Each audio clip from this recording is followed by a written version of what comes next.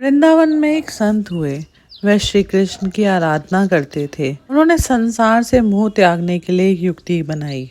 मन को सतत श्री कृष्ण का स्मरण रहे, उसके लिए महात्मा ने प्रभु के साथ एक संबंध जोड़ा। वह कहते, मैं नंद हूँ और बाल कृष्ण लाल मेरे बालक हैं।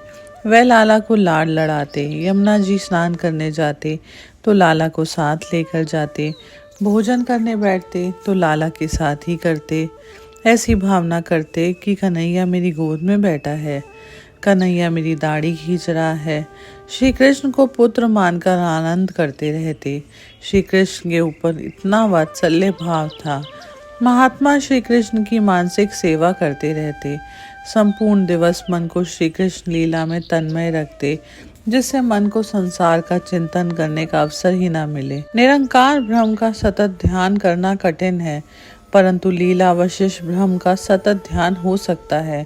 महात्मा परमात्मा के साथ पुत्र का संबंध जोड़कर संसार को भूल गए, परमात्मा के साथ तन्मय हो गए।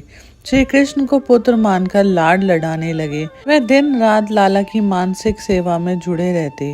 कन्हैया तो बहुत भोले हैं, भाव से ही प्रसन्न हो जाते हैं। एक बार महात्मा का काशी स्नान करने का मन हुआ तो महात्मा ने शिष्यों से कहा कि मुझे एक बार काशी स्नान करने जाना है। काशी जाने की तैयारी करते, परंतु वात्सल्य भाव से मानसिक सेवा में तन्मय हुए कि कन्हैया कहते, बाबा मैं तुम्हारा छोटा सा बालक हूँ, मुझे छोड़कर काशी ना जाना।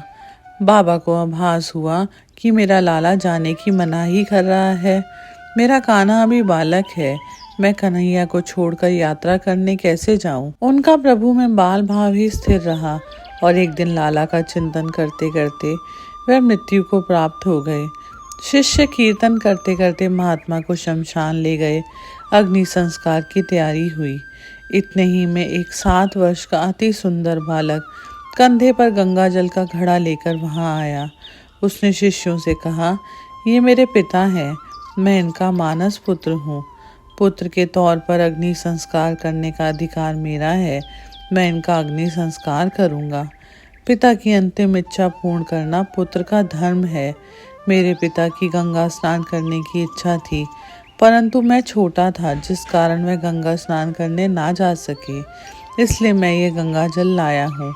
पुत्र जिस प्रकार पिता की सेवा करता है, इस प्रकार बालक ने महात्मा के शव को गंगा जल से स्नान कराया, संत के माथे पर तिलक किया, पुष्प की माला पहनाई और अंतिम बंधन करके अग्नि संस्कार किया। सब देखते रह गए। अनेक साधु महात्मा थे, परंतु किसी की बोलने की हिम्मत ना हुई। अग्नि संस्कार करके बालक एकदम अंतर ध्यान हो गया। उसके बाद लोगों को ध्यान आया, महात्मा का तो कोई पुत्र था ही नहीं, बाल कृष्ण लाल ही तो महात्मा के पुत्र रूप में आए थे। महात्मा की भावना थी कि श्री कृष्ण मेरे पुत्र हैं। परमात्मा ने उनकी भावना पूरी की।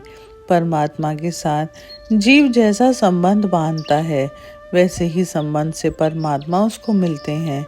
हरे कृष्ण।